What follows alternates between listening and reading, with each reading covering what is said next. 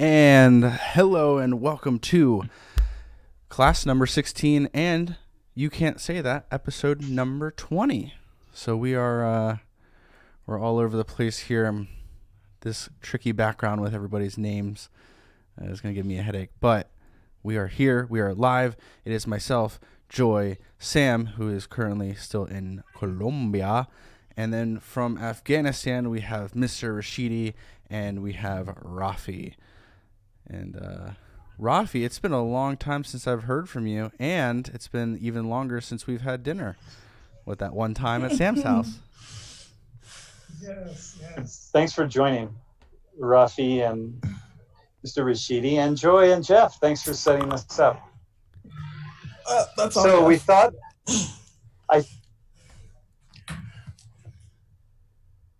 nice to have a conversation about Afghanistan and the peace accord that was just signed, and just hear from Rafi and Mr. Rashidi what's happening on the ground and what people are saying, and so maybe we can just start with which one of you would like to begin with that. I think the issue maybe I'll set it up quickly and then we can come back. Yeah, so, it's okay. Is that good? Yeah, it's good. Okay, so these when wars are happening, there are always back channel conversations that are going on between the warring parties, and people have this idea that suddenly there's a peace treaty, that it just happened overnight, and it doesn't happen overnight. The people are very involved always in negotiating and thinking through issues and trying to bring warring parties to the place where they'll put down their weapons. Has been true in Afghanistan, but the problem has been that there are so many different groups in Afghanistan. There's no one single group. The Taliban are not represented by a single group of leaders or officials or fighters. And so lots of people have different ideas, not to mention the fact that the Afghan government has been very divided.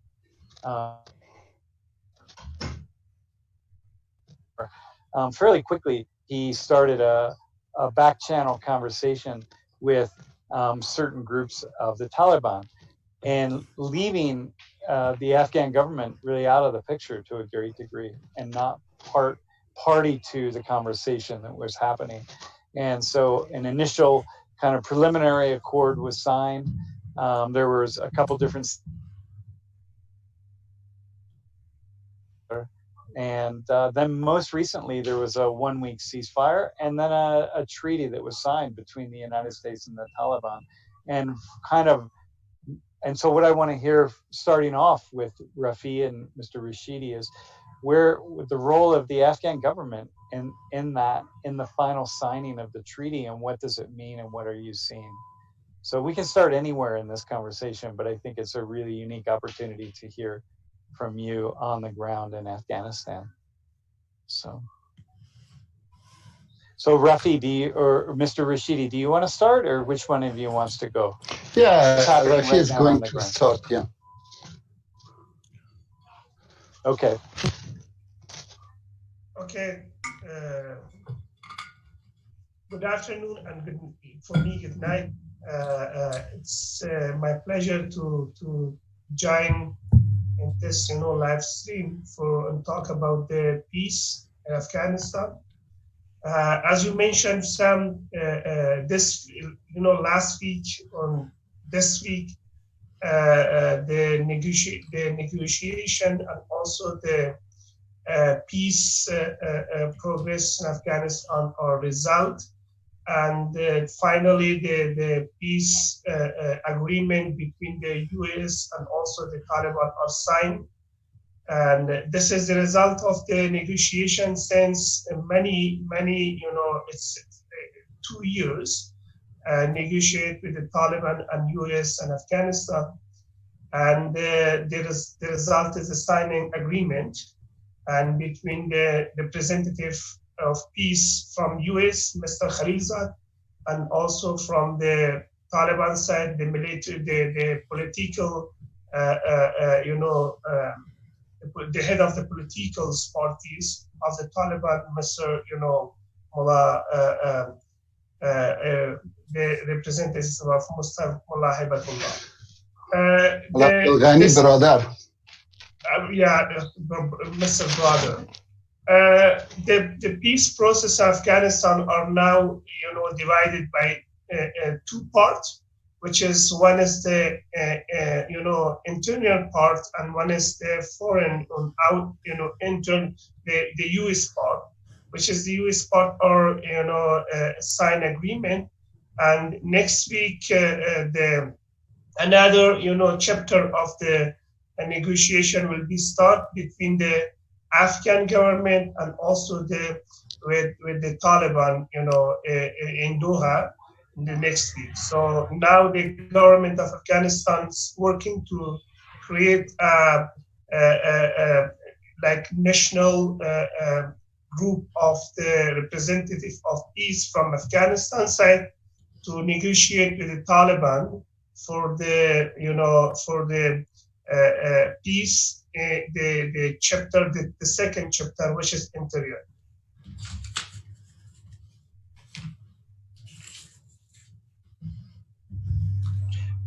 Hey, Jeff and Joy.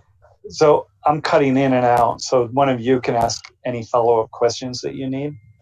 But Mr. Rashidi, what would you add to what Rafi said? Yeah, as Rafi said, we had not we, the United States representative and the Taliban sign an agreement after 9 term of negotiation in 18 months. So finally, they sign an agreement. It is Taliban's commitment to leave the Afghans to don't put who are the United States and their allies enemies to be in Afghanistan, and to all the terrorist groups, including Al-Qaeda and ISIS, to use Afghanistan soil against the United States, and also the withdrawal of United States Army from Afghanistan in 14 months. For the first month, they will carried 4,000 troops or more than 4,000 in 135 days. After that, it's conditional that if the Taliban did well, they will withdraw all the 5 bases, United States bases in Afghanistan, all the troops to the United States back. And after that, after 10 days, the Afghanistan government should release 5,000, as it is written in the agreement, 5,000 prisoners of Taliban and also 1,000 prisoners of Afghanistan forces. And a gesture of goodwill. They should, after that, they will start. But the government of Afghanistan, Mr. Ashraf Ghani said, we don't release any of those prisoners until we start with dialogue with the Taliban, direct dialogue with the Taliban. And tonight, Mr. Abdullah had an interview with TV of Afghanistan, and he said, yeah, it's good not to release 5,000 number of Taliban. It's good to start, release them before the negotiation. Yeah, it's my view from that agreement. But it is not Afghanistan's agreement. It's the agreement between the United States and Taliban. And as it is written in the agreement, after 10 days, the negotiation between Afghan people and Taliban will start in one of European countries. Yeah, that was the one thing that I've No, go ahead, Joy. I was going to ask, well, first I was thinking what my understanding is based off what you two are saying is it that both groups, the U.S. and the Taliban, are supposed to be both retreating back, and then after releasing of current prisoners, they're supposed to be having conversation about moving forward non-violently. But then once you said it's not so much between the U.S., it's between the Afghanistan and the Taliban. So is the U.S. as like a moderator, like a middleman, or the terms are in conditions is for the U.S. to leave? Let me go ahead. As you know, the United States were involved in 18 years of conflict in Afghanistan. They signed an agreement with the Taliban, directly with the Taliban, not the government of Afghanistan, and not any Afghan were involved in this process. Just after 10 days of signing this agreement, the Afghanistan government will start. Not the Afghanistan government, as the Taliban says, we don't negotiate with the government. We don't recognize that this government. Just they say the executive of Kabul. That they say they named our president. Just it is belong to the U.S. and the Taliban until now. After this, when they start, they will talk about what to do, Afghan people and Taliban. Now it is between Taliban and United States. Okay. And also, I will add some things. And also, as you know, that the aim of the ideology of the Taliban is that you know, they say that the U.S. and also the foreign countries came to Afghanistan, and we doing jihad because they will be pulled out from Afghanistan. So the only, you know, the reason of the fighting of the Taliban with the Afghan government is the presence of U.S. and also another, you know, international, you know, troops in Afghanistan. For that reason, there is the peace process of Afghanistan dividing in two parts. The first is, you know, the negotiation and also the signing agreement with the U.S. because they will be pulled out from Afghanistan. There's a timeline. This is the first chapter. The second chapter will be the negotiation and also the dialogue with the Afghan government and the Taliban will be start next. So one of the main, you know, one of the main top of agreement of the Afghanistan, you know, U.S. and Taliban are to release, you know, before of the dialogue with the Afghan government, to release 5,000 prisoners from Afghan, you know, prison. So the Afghan jails. Now the government of Afghanistan says that, yes, this is a good, you know, good things for the starting negotiation and also the dialogue. Prisoner during of the, you know, dialogue and during of the speak about the peace, maybe in the next chapter. So there's a conflict. The Taliban says no, we need to release this prisoner before of the dialogue. So now the government says no, we will be released this amount of, you know, prisoner after the dialogue. So they're waiting after. Okay. Yeah, the one thing that I heard a lot about from at least the news that I've been hearing is the fact that it was only a compromise between the Americans and the Taliban, and that the Afghanistan government had nothing to do with it. And so my question is, how do the Afghanistan citizens feel about this agreement?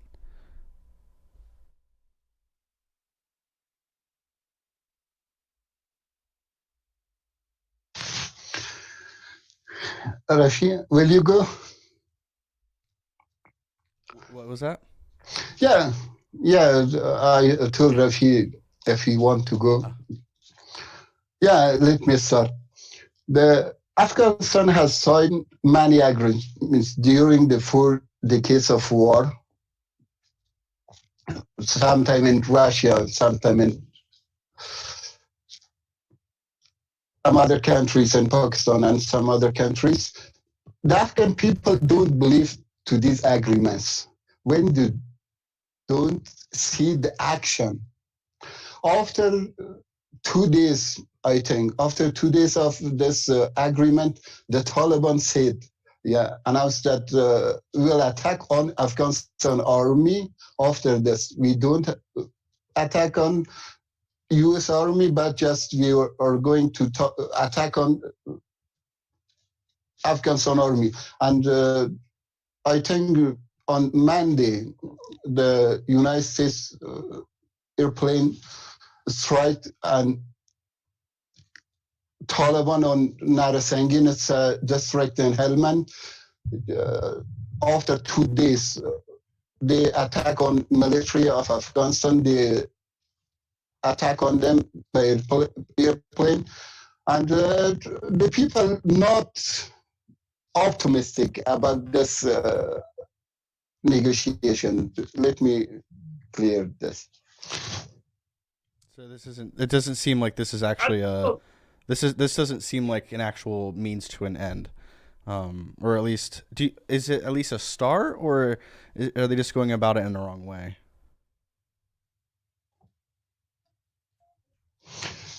Yeah, it can be a start, but we have a lot of problems after our election. Yes, after 6 months, maybe 5.5 months, they released the result, but Ghani, they released that Ghani is the president of Afghanistan, and the other side, Dr. Abdullah, said that I don't accept this. This is the problem of Afghanistan. We have a lot of problem inside the government. Now we can choose our representative for the negotiation to the Taliban, and it is written in the agreement for gesture of goodwill. We should release about 5,000 Taliban prisoners and also 1,000 Afghanistan prisoners. But Mr. Ghani said we don't need for any precondition before the negotiation starts. We will talk about this during the negotiation. There's a lot of problem, but it's I think it's a good start. It can be a good start for negotiation to end the war.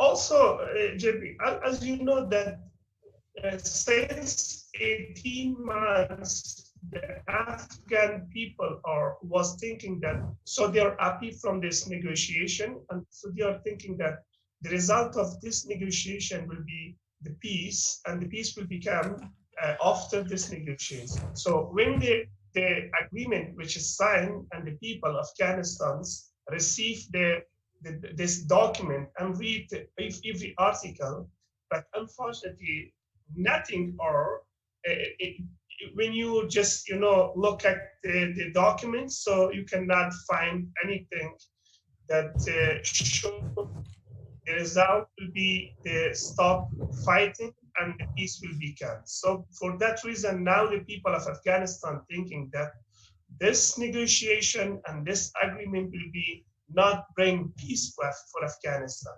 And this will be just a step for starting the dialogue between Afghan government and also the Taliban. And unfortunately, there is after 2 days of the agreement, the casualty are so high in about 12 or 13 provinces of Afghanistan against the Afghan militaries. So now there is a fighting with the Taliban and Afghan governments in many provinces. So this is show that the Afghan people thinking that so the result will be not positive, the result not the peace,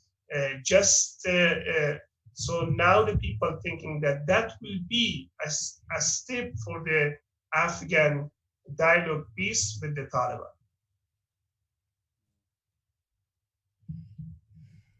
That's crazy. Joy, you had a question before? I'm kind of just thinking about, and for part of it, I was stepping away, so I've been in and out of what Rafi was saying. But what's going on in my mind is kind of considering the past and thinking about the consideration of the Afghani people and wondering, the question being like, what's the conversation in the community there? Are there concerns, or whether you think it's going about it the right way or not? And there's something about the action of the removal of US troops and kind of like the extreme ends for the desire for them to stay or the desire for them to leave, but what the effects of that has been. So is the conversation there for the people in Afghanistan more for the desire for them to stay, or do you think if they leave things will be worse, or is this a chance you're just going to have to take to even start the dialogue?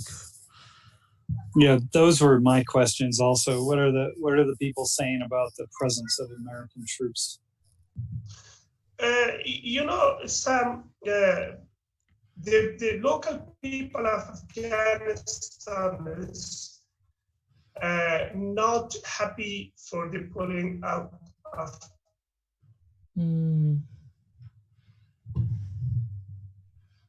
U.S. troops from Afghanistan, because now that's not for the in Afghanistan. Not one group of Taliban. Now there is a many group of Taliban which is active in the city and also in district level of Afghanistan, and especially that's for worried for women that they will be lost all activities. They will be go out with the regime of the Taliban, which is not have right to educate, to go to school and education, not to work in society. So this is the first worrying for women's right. The second worrying is for media, also for freedom of speech, and also for democracy, and also for all like civil society activities. So they all worried from the pulling out of U.S. troops in Afghanistan.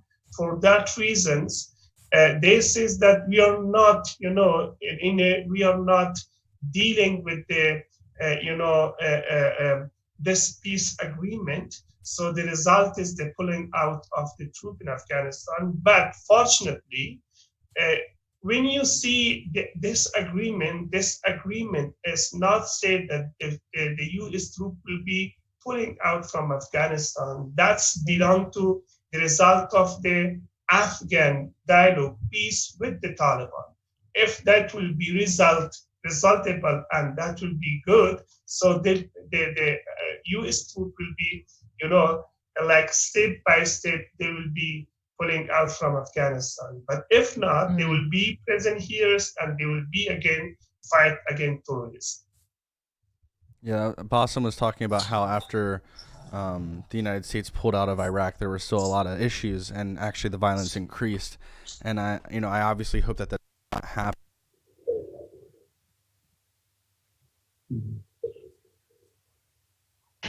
Hey, I talked with my... Hey, Jeff. Yeah, go ahead. Bassem. Yeah, Bassem, if you're there, maybe you could jump in the dialogue using Jeff's Zoom link. He can send it to you. It would be interesting to hear what you have to say. So, hey, by the way, I realized that we never said who Rafi and Mr. Rashidi are. So maybe the two of you could say something about yourselves, so people know who you are, where you are in Afghanistan, and who you are, what you do. Maybe start with you, yes. Mr. Rashidi. Yes. Before introducing myself, let me say something about the people of Afghanistan. What are they saying about the agreement? Then I will introduce myself. Yes, I talked with many people after this agreement. When this agreement signed, I talked to many people, many the people who are at the side of Taliban. They are very optimistic, and they feel that they got a good victory, and they say that they claim that we force the United States forces to go back to their countries. But the other side, the other people, Afghanistan's army is completely aid by the United States. And also our government is supported by the United States economically. But for this reason, the other people are not so optimistic about the result, because when they leave, we will see the path when what Iraq did. After the leaving of the United States Army, Al Qaeda empowered and took lots of Iraq's territory and Syria's territory. They had their government, and also they commit many violences. Maybe the Afghan people say that if the United States troops leave Afghanistan, after that the Taliban will get power more than now, and they will attack on many cities. They will take or capture many cities of Afghanistan, and they will commit many violences. Because of this reason, the people is not, as Rafi said, after the negotiation of Afghan people with the Taliban, after that we can say if they go to their countries, it's good or bad. But let me introduce myself. I'm Abdul Kabir. My last name is Rashidi. I'm from Afghanistan, from Kabul province, and I graduated from Kabul Military University, and I was a military officer, but I left when the Taliban captured Kabul. I left my job, and I never dared to go back to my job. And I'm not a military officer now. Let me start. My name is Rafi Nazari. I'm a defense attorney and also the member of the Afghan Independent Bar Association Leadership Council. And I'm a human rights activist in Afghanistan, especially working now in Iraq. So as I mentioned before, one of the people and one of the civil society activists, which is concerned from the pulling out of our U.S. from Afghanistan, is me, because I'm now working for the women rights and also providing free legal aid for the women, for the child, for the peoples, and also I'm defending from the right of the women, which is violence like in these provinces. At the meantime, I'm working in human rights case, like serious human rights case. So why I'm concerned, because if the Taliban came to Afghanistan and if the US and another international community will be pulled out from Afghanistan, so again we will be going back to the Taliban regime, that in the Taliban regime that we was we doesn't have any right to go to schools, especially the women, and the women cannot working in society, and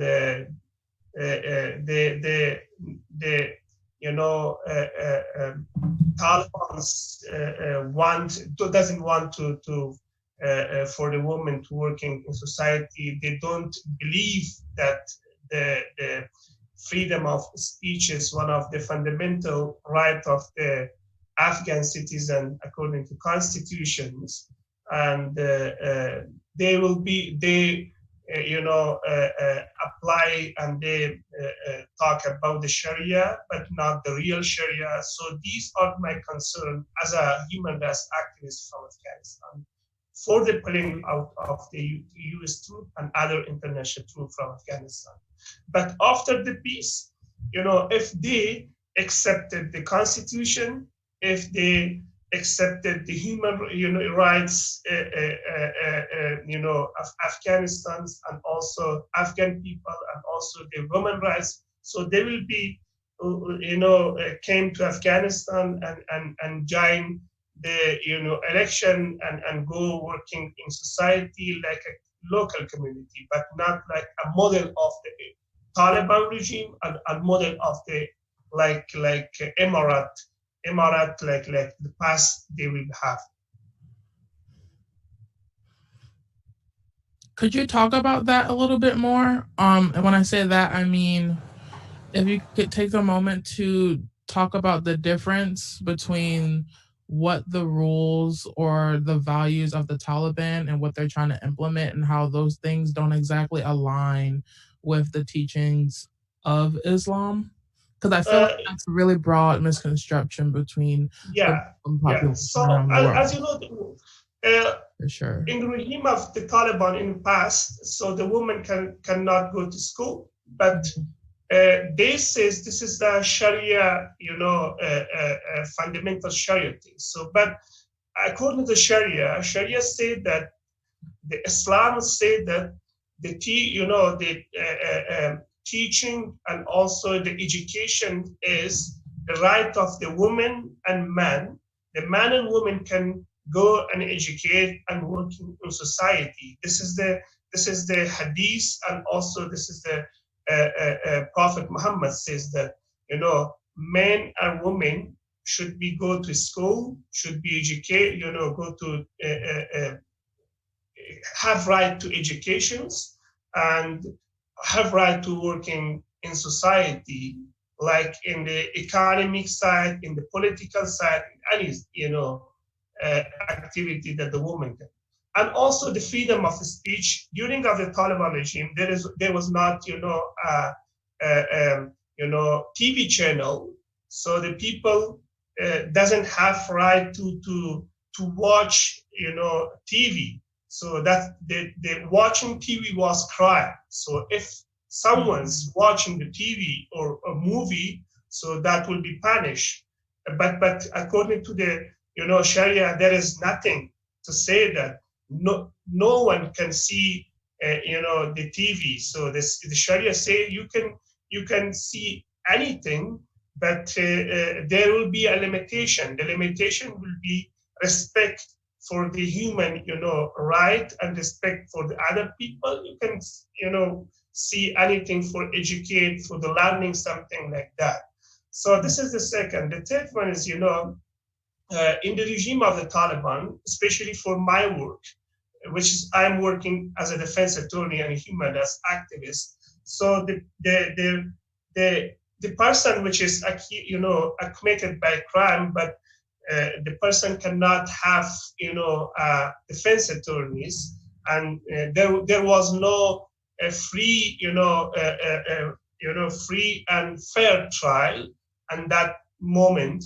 So there was cutting hand without the procedure of the Sharia, and also there was killing the people without any applying the Sharia. So now in Afghanistan, so the accused and the suspect person, which is just committed any crime according to the Constitution, they have some to assign a defense attorney for him. There is a freedom and also fair trial. So these are the differences between the Taliban regime and now, which is the Constitution regime. We have the Constitution. So for those who are listening or watching, so Rafi is, as a lawyer, is a manager at the Afghanistan Independent Bar Association. So it's the largest organization of independent lawyers, meaning independent from the government, and in Afghanistan, and has been very involved in rewriting the civil legal code, but also involved in writing the Sharia legal code. And I think one of the things that I've learned in talking to Rafi and to others is developed a better understanding of Sharia and what it really means and what it is. And I think it would be like, the way I talk about it is like if Christians had the opportunity to write a legal code in the United States, in the Western world, what they would say. Well, first off, they would argue, they would take the Bible and they would use the Bible as the foundation for a legal structure and legal codes. And we can imagine that everybody who read the Bible would have a different interpretation of what would need to be part of those legal codes. And some people would be really harsh and other people would not be harsh. And some people would choose one thing and other people would choose another. And nobody would ever agree on what that is. But some people could choose the Bible and the New Testament and write a legal code that was actually really thoughtful and responsible and humane and humanitarian. And other people could use the Bible to write a series of legal codes that was really awful and dark and evil, really. I mean, just terrible. And that's the same with using the Quran as the basis for a legal structure and a legal constitution. So that you can use it. And I think the way that, Rafi, you have talked about it, it really is a very progressive, Sharia can be a very progressive and very way of seeing the world, and one that supports human rights all around. So there are some thoughts that I have. So I want to go back. Rafi, do you want to add anything to that about Sharia or Mr. Rashidi? Just anything to what I said, just briefly, that it's something that not many people know about in the West. We hear about it and we assume we have a very narrow interpretation of what it means. Well, we only know about the Taliban. Let me tell you a piece of history about the Sharia law code. At the beginning after the Khulafa, we call it, after the Muhammad, peace be upon him, and it's people who Ali and Omar, Osman, they become an empire of Islamic empire by the name of Umayyi, that they have a group of ulama. They didn't have any coded law. There were a group of which call it ulama or mufti, and that time they decided what to do when someone commit a crime or what to. The legislation was all at the hand of that group that called ulama or mufti. After the Ottomanis, I can say Turkish Ottomanis, they started to code the law and bring a group of Islamic scholars, and they started to take the Sharia and code it as a law, as a constitution to their empire. After that, all the countries interpret the verse of Quran and a text from Quran and from Sharia, then they code it. And it is a law in Islamic countries, in most Islamic countries. Sam, fortunately, Sharia law is a model of the human rights law, and also the law that respect for the right of the women, men, and children. And also, the Sharia law is peace, and Islam is the peace religion. And if you see the actual, Islam's topic, and also if you read the Quran and Sharia and Islamists, model of democracy and model of the human rights, fundamental human rights topic on that. So the problem is the model of Sharia, which was, Taliban was applied in Afghanistan, this is opposite against, it's against the real Islam and real Quran. And as I mentioned before, the one examples, Islam says the man and woman should go educate and learning some things. But this says, no, the man have right to go education and learning something, but the woman doesn't. Why the woman? The woman should be just working in the home. But the Sharia says, no, the woman has right, like the men, she can, go working in society, she can go working in economy, in a business, in any field that she wants. So this is example. For that reason, the concern of Afghan people are, again, to applying the not the real Islams from the Taliban and the own interest, translation of the Taliban from Islam from the Taliban side.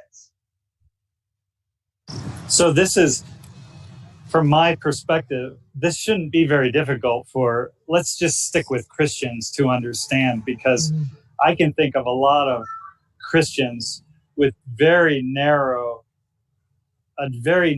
interpretation of Christianity, and who just focus in on maybe one thing in the New Testament or two things, and then interpret the entire, all of the holy books as though it is all about those two things.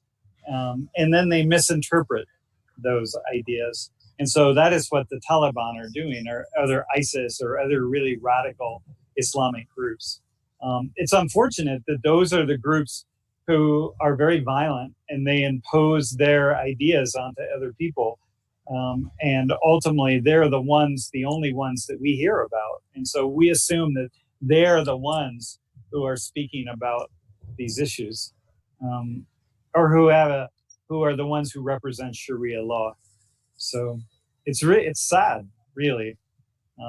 But hey, so on another note, Jeff or Joy, are there any questions on the stream? Yeah, I was just about to read one. There were a couple of them. Blue Tinsel asked, is it the women that educate the children? And then a follow-up was, because I believe that the answer to that in like a formal I'm not sure, but in a school, from what you were saying, it doesn't seem as though women have the right to be able to go out and work, or at least in Sharia. And so then the follow-up question is, isn't part of the work in the home also educating the children? If so, then wouldn't the women have to also have some sort of education? Yeah, that's the question. So do women educate children at school, and or at home? In the past, so education for the woman was a crime. As you know that the people should be go to education in the schools. But during of the Taliban regime, there was some small class like private, and that's so private. That's not the public, private in some house, but that's a secret, schools. That's a secret class. And if the Taliban was, aware that there's a class educate the women, so that was a crime. So during the Taliban regime. So the education for the women was illegally in the public, and at the meantime, if there is a group of women in some private class, which is a secret, so also this is that was the crime. But the family was, at that time, the family was, they learning some things in the house and the home, and with the secret, not the public schools, not the a bunch of, a group of the people, which is the private school in the house, but personally between the father of family and also brother of families, they learn the subjects in that way. Another question. This one was Go ahead. Yes, now we have schools for both girls and boys. Yes, and schools they're separated, and in some private schools they're together and join. And we also have in higher education or universities, they go to the same classes. And also we have women to go out of the country for education. They don't stand at home to be educated at home. They go to school and they learn at school. A question from Bassam. This is going back to the 5,000 prisoners. A question for our friends in Afghanistan about the 5,000 prisoners that the Taliban insisted that they would be released by the government, but the government refused to let them go. Has that problem been resolved yet?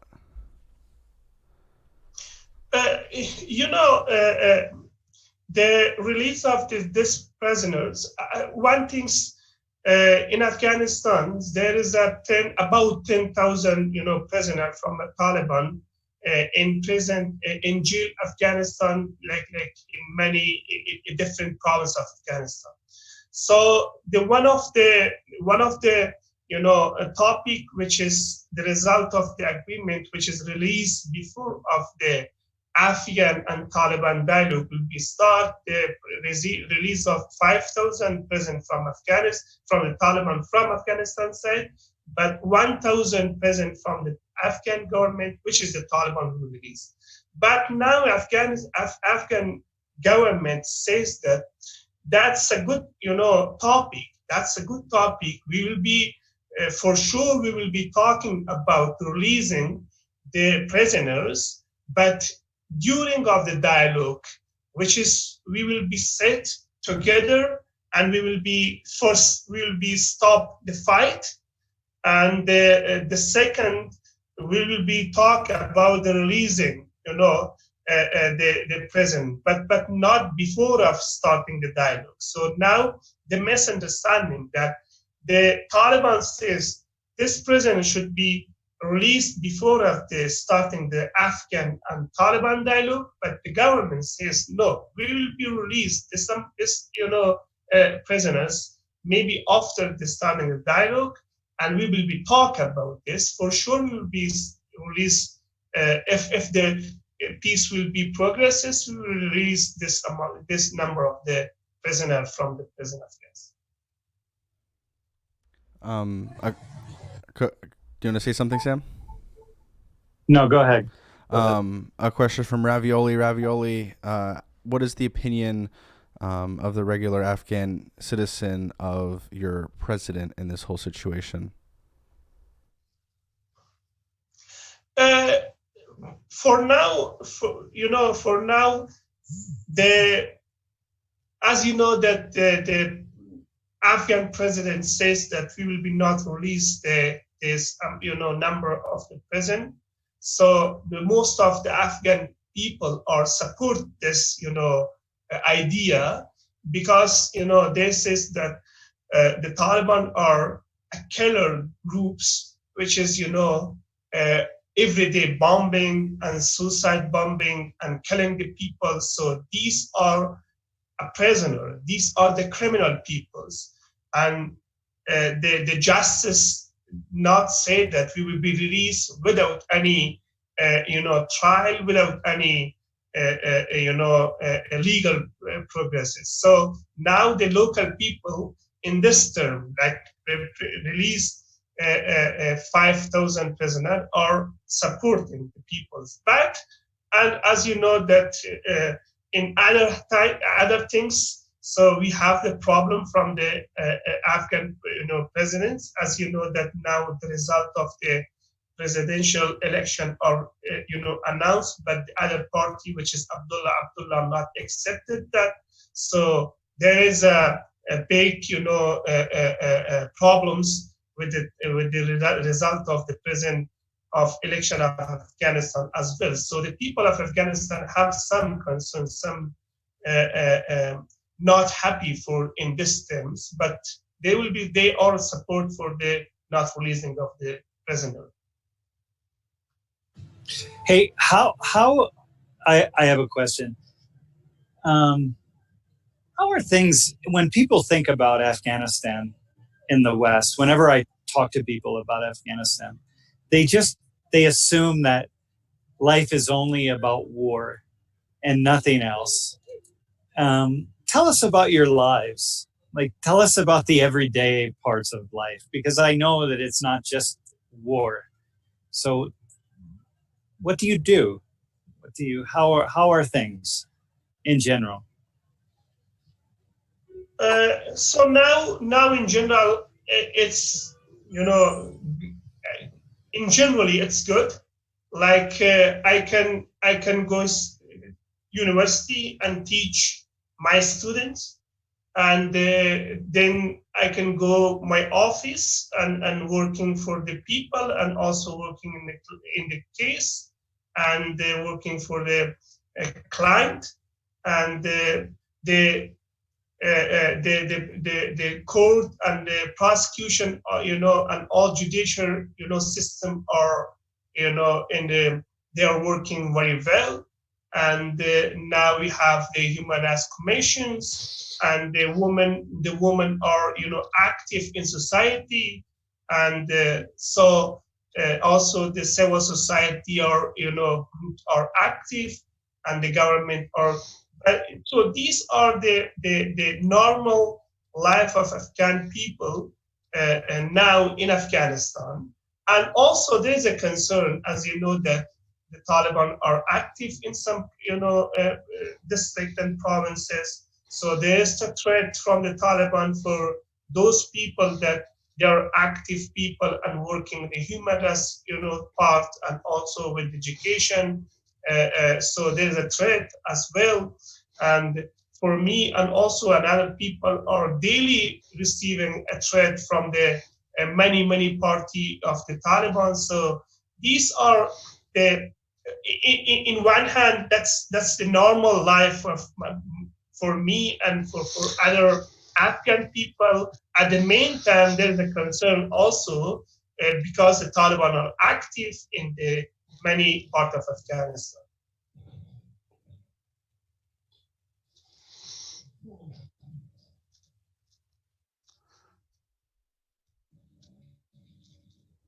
And for you, Mr. Rashidi?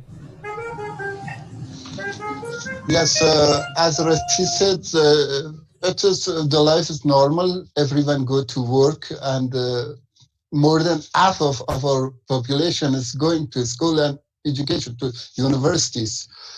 Beside there is concern about the explosions and some other war and some other things, but it's not as Afghanistan portrayed in the media in the West, but all Afghans goes to their job, and they have their common life, and they go to school, they go to work, and they do their jobs. Beside the war, there is war and explosions and many things, but life is going on. But people go for sightseeing every Friday. Friday is a weekend in Afghanistan. Every Friday we have a big traffic that people are going for picnic and some other places. Just the life is going on. Wait, you said that your weekends are on Fridays, so is Friday and Saturday? No, we have one weekend. You only have one weekend, day. One day. Yeah, 1 day. Yeah, it's Friday. And you have 6 work days. Is that what you're saying? Yes, six. Oh my 6 gosh! Work days, yeah. I'm trying to get 4 work days. we Americans think we work hard. We do nothing. Yeah. Hey, Hey, thanks for that, because I think that sometimes when we talk about Afghanistan or Iraq or, here, I'm in Colombia right now, people just assume that it's just nothing but war and violence, and they forget that human beings are living. Like here, for example, I will show, this is where I am now in the park, and people are just living life. And it's a very active park with lots of dogs and people. Colombia was at war for a long time, but now we're in a. But even when Colombia was at war, this park was very active, and so I think that we forget that. Jeff, are there any other questions?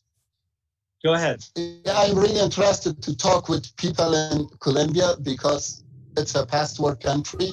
Yeah, they have many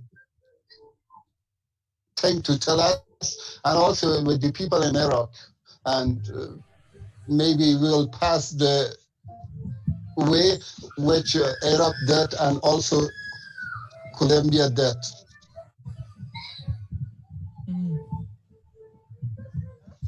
I have a question.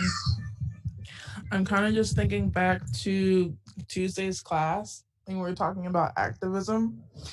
So, with everything that's going on or have been going on, is there anything that the people directly affected or people in America and other countries can do to put action behind something to help influence any type of decision or the conditions of things? Or is it one of those situations where it's just, we're just trying to stay out of the way?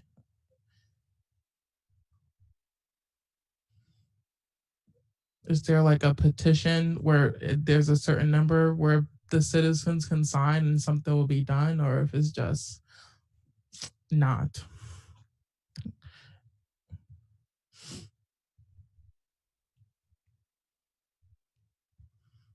Could you repeat the questions?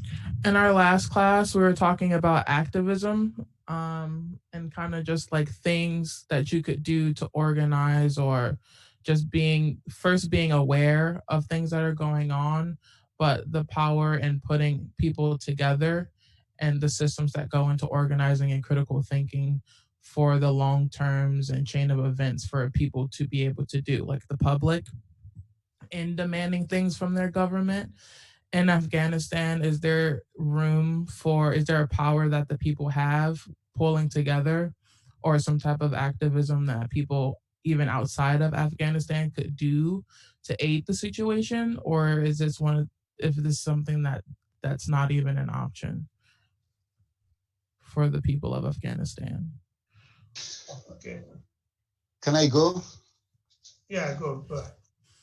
Yeah, it's very difficult to answer this question because in Afghanistan, it's a proxy war going on. Not Afghan people are involved in the war. Some of the people are supported by other countries with our neighbors, our superpowers, and also there is that intelligence war in Afghanistan. They are supported by some other countries like Iran, Pakistan, and some other countries, some other forces. Because of that, we can't do anything because they have more power than the people who live in common way. They have more power. They have the economic, and Afghanistan is a poor country. Because of that, the common people can't do anything positive. They can do, but not as much as the other side can do. Does it help? Does it help to be aware of the situation? Or yes, is there definitely. No effect? Yeah. Like, does it affect you that there's not a lot of conversation? Yeah, the reason that I'm doing the dialogues with the Penn State, it is to show the people of Afghanistan that we can do. Yeah, we can do. We can change the situation. and we have the power. One of our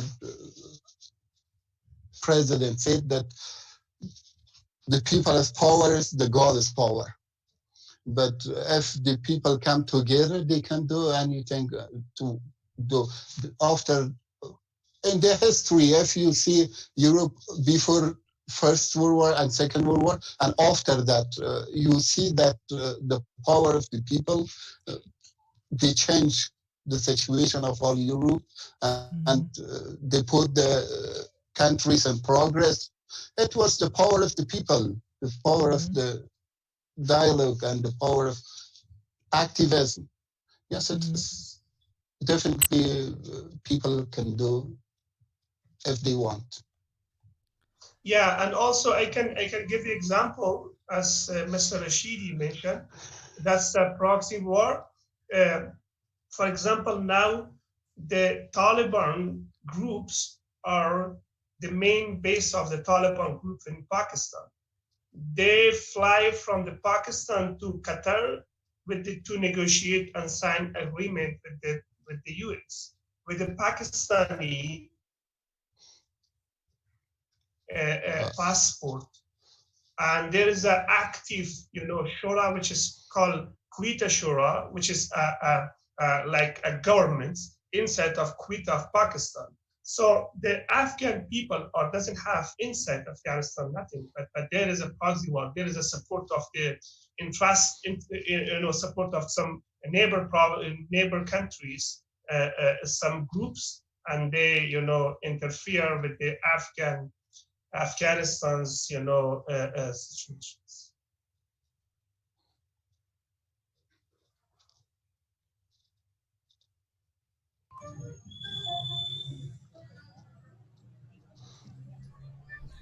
Hey, Rafi, are you finished? Yes. Okay. Before we go in a different direction, are there any other questions on the stream, Joy and Jeff? Yes. Robert Roberts asked, if there had been no past or future occupiers of the region, what would Afghanistan be like? What duty is owed to your country, and why must it continue? Meaning, like, first off, what would your country be like if there be no occupiers? And then what is the sense of patriotism that you have in your country? Good question, Robert. Yeah, can you summarize the question? Let's start with, let me try to phrase it. So if you imagine if no one had ever occupied Afghanistan, but we can just start with the Russians when they invaded in 1979, 1980, what would Afghanistan be like today without occupation?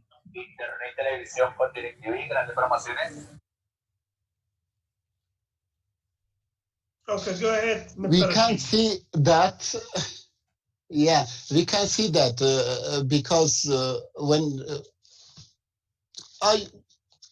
from the beginning of my life, there was war in Afghanistan. We can't see that, but I think we were like Uzbekistan and like India and like in some ways like Turkey, and the same as this if they didn't apply to Afghanistan. But the big problems when before the coming of British forces to India, we were in progress. After that, we were handed over to Russia and then to British forces, because of that we were in conflict. After that, the conflict started from that time. We fought against British forces 3 times. We got our independence on that time. But the big mistake, I think, our big mistake was that time. We couldn't. Yeah, go ahead. What happened in that time that made it a big mistake? Yeah, the answer of this question is, if you go to Google and just Google Afghanistan's past, like in 1990, after that, maybe 35 or 40 years ago, you can see the difference between Afghanistan of now Afghanistan and that time Afghanistan. You can see the difference. As Mr. Rashidi mentioned, that if there is no war and there is no interfere of the neighbor country in Afghanistan, and if there is no proxy war in Afghanistan, so we are like a modern country that now in the world, like Turkey as mentioned, or maybe like Europe as well. I read articles, and I my father says that in past when is at that time, which was no war in Afghanistan, some foreign peoples from Europe, they came to Afghanistan for education, for got mastery from the Persian language. So there was a very so great university, which is Kabul University, was a great university in the Asia. So, but unfortunately, we are not. That's a dream. Maybe that's a dream. We will have peace. Afghanistan, and that will be dream since I born in Afghanistan. Let me say the reason why we didn't do well on that time. Our king, Amanullah, who got the independence of Afghanistan, he went to European country. Every country has its own culture, and many people of Afghanistan were really religious. Because of that, he said that women shouldn't cover their face and shouldn't wear a scarf and something like this. The religious people, we call it mullah, and who they stand against that king and start war again, conflict against that king. And he escaped from Afghanistan. From that time, we don't have good situation. Yes, the reason.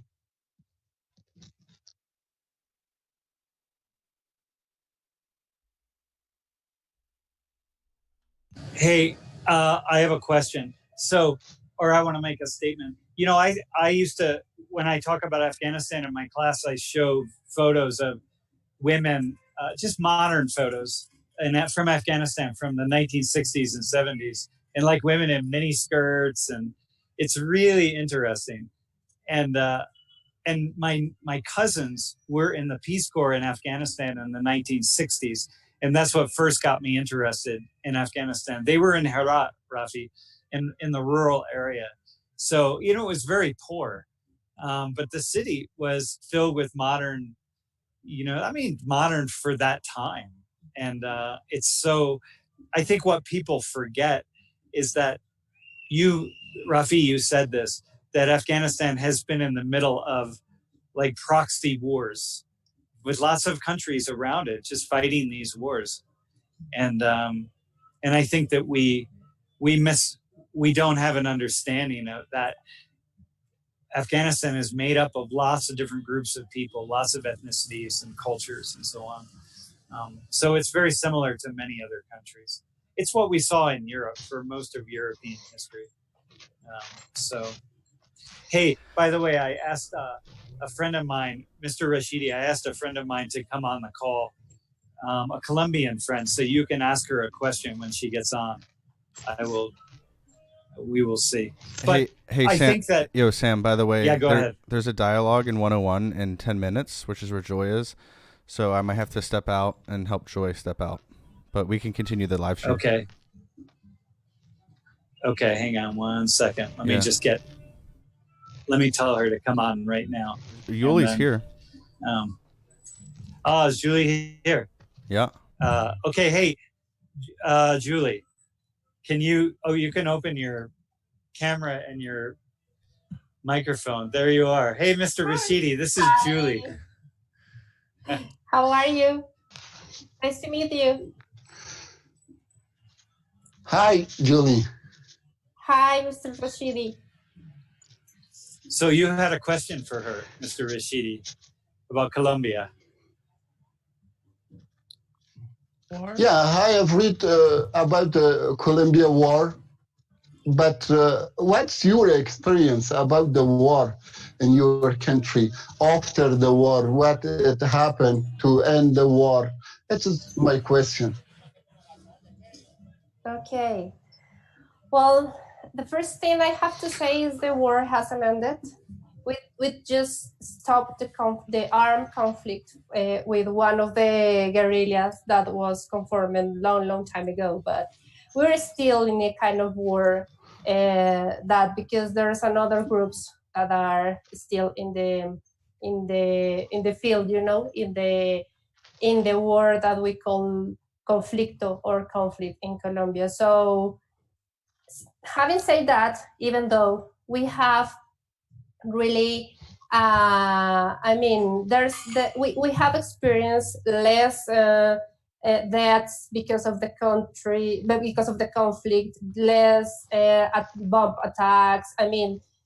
We have to recognize that there's a lot of less impact in the country because of that peace agreement that the government did with the guerrilla. But I have to be honest with you as well, and I'm not a direct victim, or I'm not directly related with the conflict in Colombia, because here in the cities we have many things that affect us, as maybe bomb attacks. We hear about kidnappings and that kind of practices that the guerrilla used to have. But the real people that suffer a lot about, because of the conflict, they were located in the countryside. So I have experiences working with people that were displaced from their lands, and they have to come to the city. And I was involved working with them in social projects and development projects and so on. But I have to be honest with you that I can tell from the side, from the victims, I can tell from the side, from the people that really suffers that kind of stuff. As a citizen that is just living here, I have to say that we hear that in the regions there's a lot of less damage, but still there's many things that are happening in the field. Also, we're facing right now a difficult time in Colombia because there's no guarantees for the agreements. Unfortunately, we have this government that they are not agree with the peace agreement. So I have read, I have heard, and I have chat with another people that is working with people in the field, that is not easy to overcome that awful past that we have in conflict. So, Mr. Rashidi, it's very similar to what is happening in Afghanistan. Go ahead. Yeah, go ahead. Yeah, thanks for sharing. What was the role of the people, the common people, in peace process? That other countries help you, and you did it by own? No, we have support from another countries that were like kind of, I don't know how to say, some like auditores, like people who was putting their eyes in the peace agreement. And also we don't make that agreement here in Colombia. We did it in Cuba. So we have support from another countries that help us also with money and resources to being able to have this agreement. And it's quite sad, the participation of the the social of the civil society, because we have this the government before to sign the agreement. The government make a referendum and they ask the whole country if we were agreed to make those agreements with the FARC, the guerrilla. And unfortunately, the mayor of the country said no. So it's so sad because the main votation, the main no was located in the cities, and the main yes, we need a peace agreement was located in the field or in the regions that were facing with the war. So I think we were kind of selfish with people who was facing the real war in the country. And that's it. That was the role. I know for sure that there's a lot of people that is trying to do their best, is trying to work hard, is trying to make different initiatives and trying to make different things. But right now it's kind of a hostile environment to do things like that, because I don't know if you know or if you have read news, but there's a lot of social leaders killed, but we don't know what kind of forces are doing that. But if people is raising their hands to say, come on, let's respect the agreement, let's do these kind of things in the countryside, or if they are fighting in the right way for their territories, the probability that they will be end up killed is high. So it's a sad situation right now. I know that there's a lot of less damage right now, but it's still, we are happening. I can say that the end of the world is here. We are still in war, but kind of different way of war. That's what I think. Thank you for sharing. No worries. Thank you for asking. Very interesting. Julie is one of the founders of Colombia Se Escucha. It's a dialogue organization here in Colombia to bring people together to have conversations about conflict and peace and war. And so Lori and I are part of that. And so is World in Conversation in a way. So in a way, we're all partners who are just meeting for the first time. And yes. I think Bassem is listening, so you just have to now bring Bassem on, and then we're all here. I think that, you know, what you said, Julie, about the war here, that it hasn't really ended, it's very similar to Afghanistan. And that, you know, it's just, we sign agreements, but not everyone supports the agreements. And so some of the guerrillas, it's not just one single group, it's lots of different groups. And then the groups break up and some people want to keep fighting and some people don't. And so it's just like the Taliban. I'm sure there are many Taliban who want to stop fighting and they want to put their weapons down and they really, really want peace. And there are others who don't. And so you have to manage that in Afghanistan.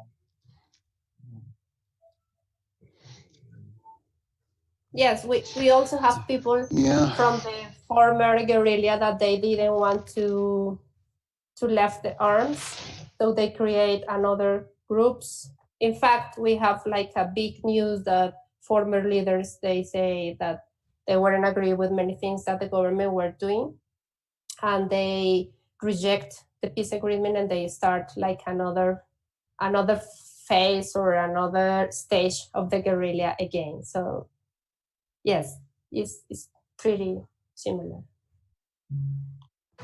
Yeah, it's sad. It's sad, but it's also hopeful. You know what I mean? Like, we have to be hopeful that people will continue to move toward peace. But the one group you didn't talk about, Julia, are the paramilitaries, the people who are really a lot of ex-military people who are, you know, started initially fighting against the leftist guerrillas, but then who just started fighting against everybody. And so lots of people seeking peace got caught in the middle. And so many of the people, the peace activists who are being killed by the paramilitaries. and so that is very much a problem. Who are I don't know where they get their weapons from, but I have to assume that many of their weapons are coming from members of the government. But so that's kind of sad. Could be. In fact, the thing is that those paramilitaries, years before the agreement with the guerrilla, they had their own peace agreement with the government, but those conditions at that time were very soft. So they were able to stay like 1 or 2 years in jail, or just to say, please forgive me, or things like that were very, very different with the actual peace agreement. I think that they have kind of pretty easy way to left the paramilitary, but they haven't. And we have this really kind of radical right-handed atmosphere. So it's easy for the paramilitary now to make actions or to commit things. Even I won't say that the government is paying them or giving them arms, but they feel that they have this kind of support from the environment, because there's a lot of things that, like justify the things that they are doing. So it's hard. It's hard to do that.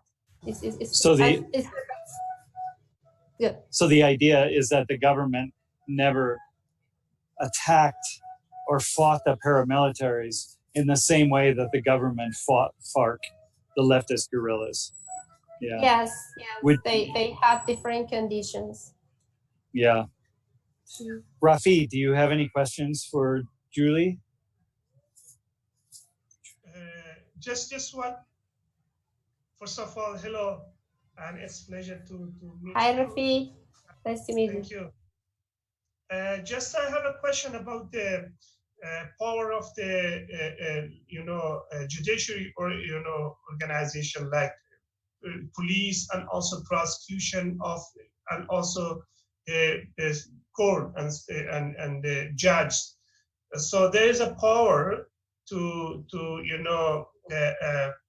arrest this group of paramilitary groups, and also to put in jail, or there doesn't have power, or the paramilitaries group are active in that.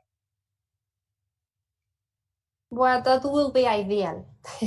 It's like here in Colombia, there's also one of the biggest things that we have to deal with, and is corruption.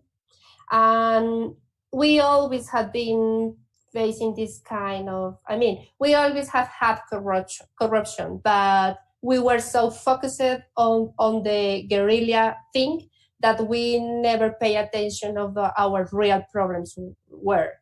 So now with this peace agreement signed and so on, there's a lot of things that came up that we realized that, we were corrupted, but we were corrupted many years ago. It's just that the guerrilla was like focusing, getting our attention. So it is an ideal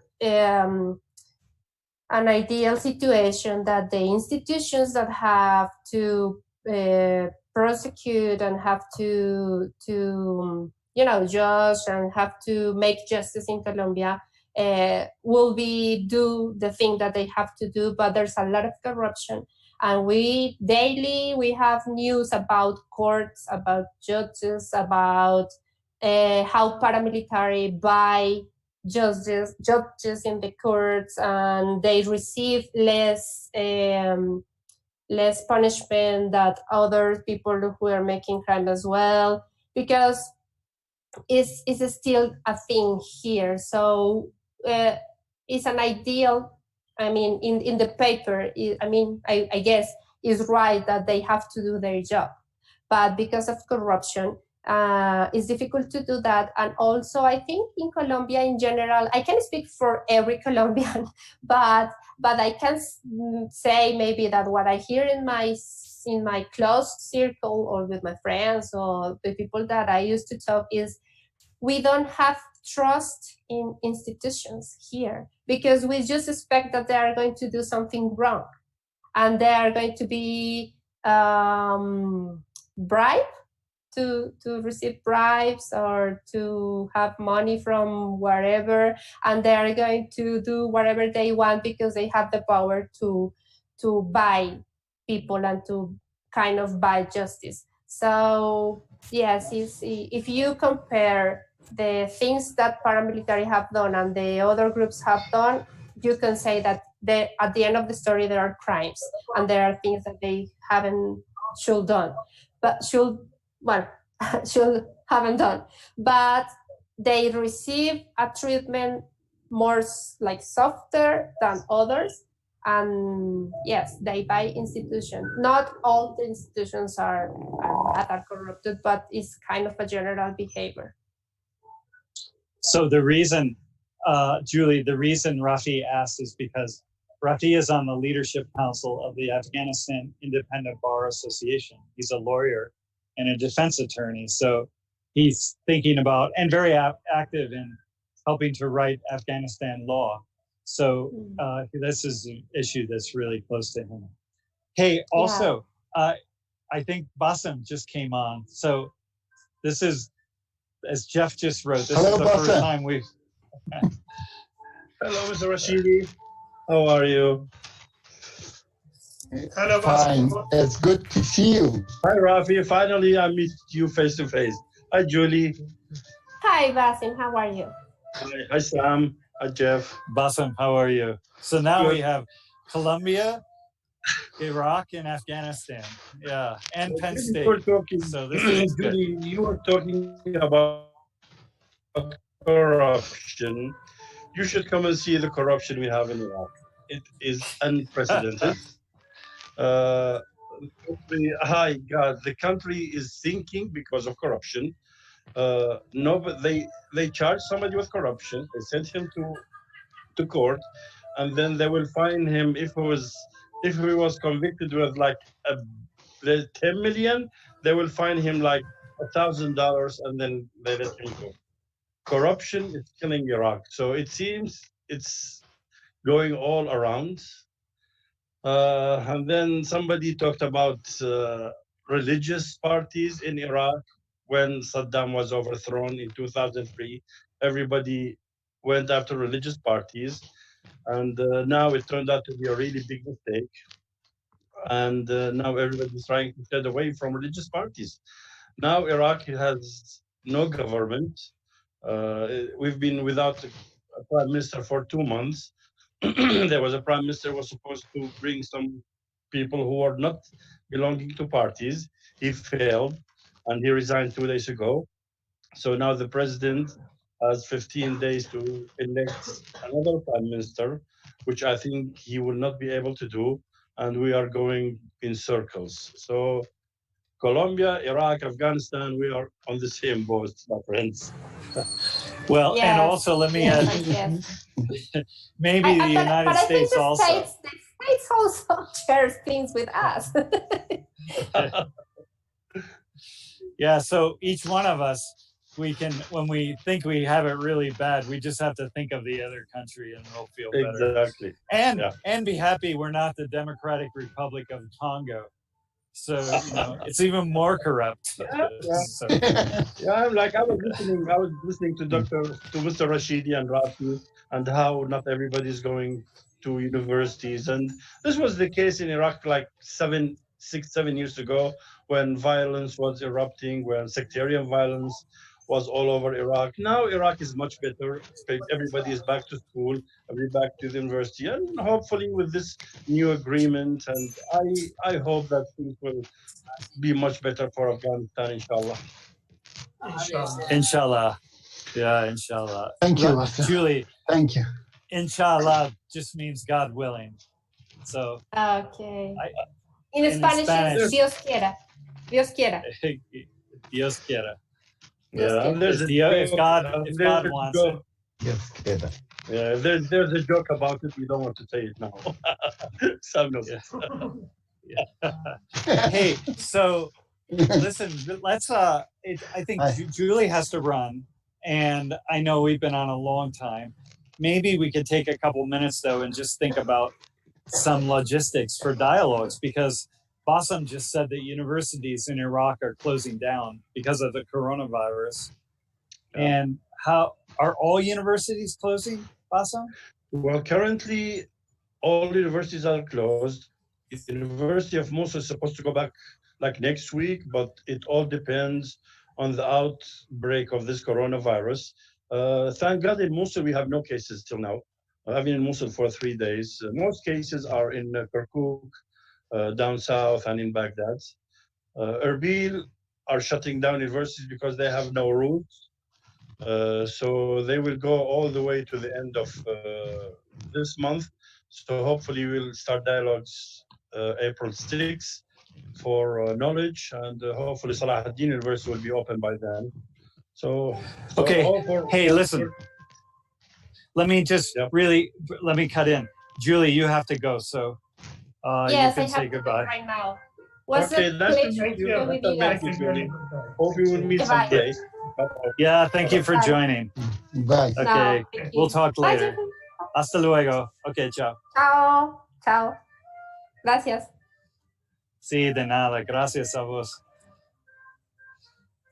Hey, so Bassam, so you think, so we're on spring break next week, so that's good that maybe after that we come back. Mr. Rashidi and Rafi, what's happening in Afghanistan? In Afghanistan, you know, the main place of the coronavirus of Herat, because some people came from Iran, so we have just one case that's positive, and we have many cases which was negative. But now, according to government, as you know, now we are in break of university and school, and in 2 weeks the university and school will be start. But just recently, I received information from the Minister of Higher Education that the Herat University, public and private university, will be start like 10-day lead from then Kabul and Mazar, like other provinces.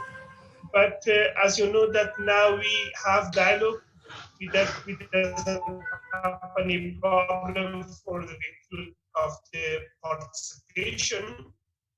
So even that there's a university off or not,